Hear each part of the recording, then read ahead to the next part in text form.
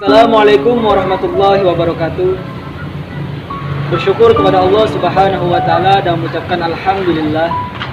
Berselawat kepada baginda Rasulullah sallallahu alaihi wasallam dan mengucapkan Allahumma shalli ala sayyidina Muhammad. Ikhwan wa akhwat fillah, sahabat LTK Nurul Fata yang dirahmati Allah. Mudah-mudahan kita semua selalu dalam lindungannya. Kita semua selalu diberikan kesehatan oleh Allah Subhanahu wa taala. Amin.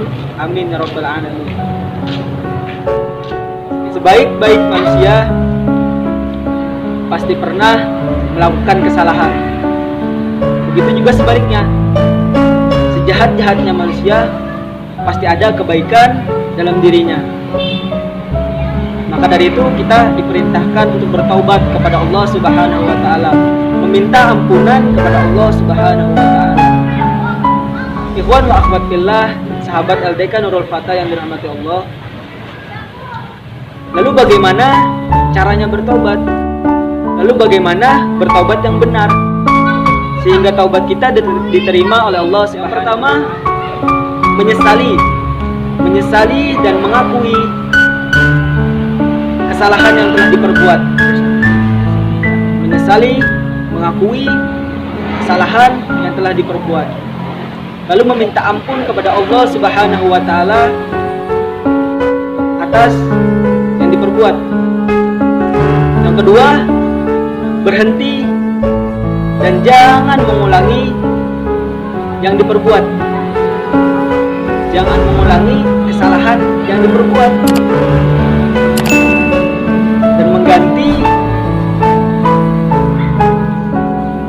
kesalahan itu menjadi perbuatan yang disenangi dan diridhoi oleh Allah Subhanahu wa taala.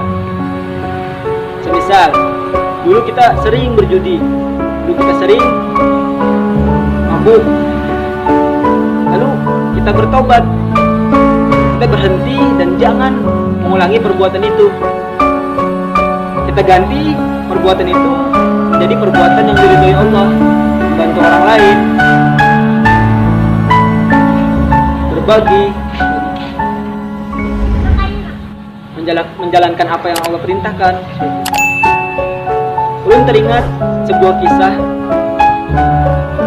seorang pembunuh yang bertaubat. Dalam riwayat dikisahkan ada seorang laki-laki yang membunuh 99 orang. Jadi laki-laki ini sudah membunuh 99 orang. Lalu dia mendatangi sebuah kota.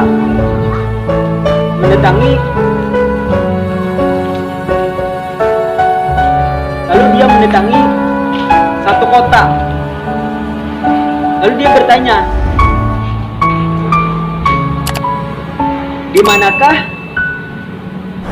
orang alim, orang yang paling alim di antara kalian? Di manakah? Lalu masyarakat ini menunjukkan kepada pembunuh ini orang yang paling alim di antara mereka. Ditunjukkanlah si pembunuh ini kepada seorang rahib. Lalu si pembunuh ini bertanya, aku sudah membunuh 99 orang. Apakah masih ada kesempatan ampunan buatku? Lalu kata rahib ini, tidak ada. Maka rahib ini dibunuh juga oleh si pembunuh ini, sehingga genaplah 100 orang yang dia bunuh. Tapi dia terus mencari. Tapi dia terus mencari. Lalu dia bertanya lagi, di manakah orang yang paling alim di atas bumi ini? Ditunjukkanlah dia kepada seorang yang alim.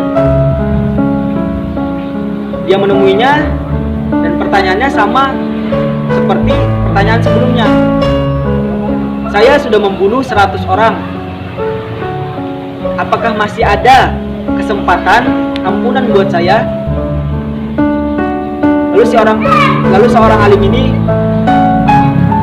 Lantas orang alim ini menjawab, "Ya, siapakah yang berhak menghalang-halangi seorang untuk bertaubat kepada Allah Subhanahu wa taala.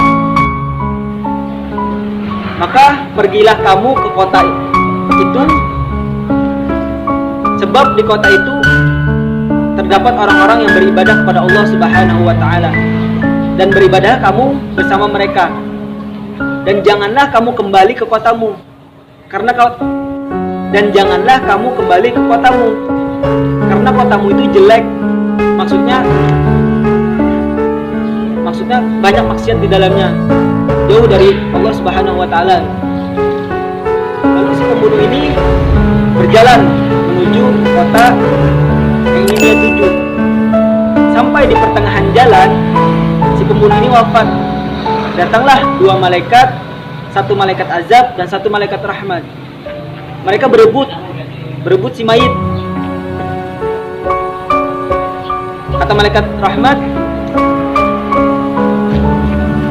dia adalah orang yang bertaubat dan hatinya menghadap kepada Allah Subhanahu wa taala. Lalu malaikat azab menjawab, dia adalah orang yang sama sekali tidak pernah melakukan kebaikan.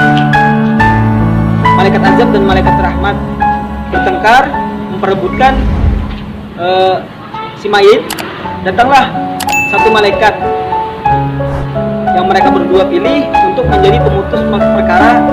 Mereka berdua malaikat ini ukurlah jarak antara dua kota dan tempat si mayit ini meninggal. Lebih dekat mana? Lebih dekat ke kota asalnya atau lebih dekat ke kota tujuannya?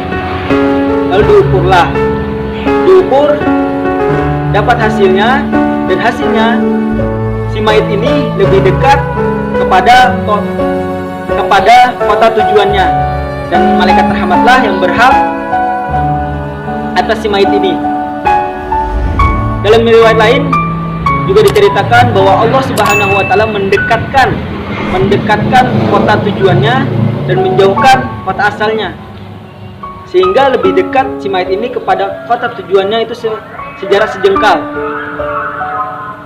Dari kisah ini dapat kita ambil bahwa Allah Subhanahu wa taala sangat menyayangi orang-orang yang bertaubat. Tidak peduli seberapapun kesalahannya, tidak peduli seberapa banyak yang dia lakukan, kesalahan yang dia lakukan. Allah memerintahkan agar kita tidak putus asa,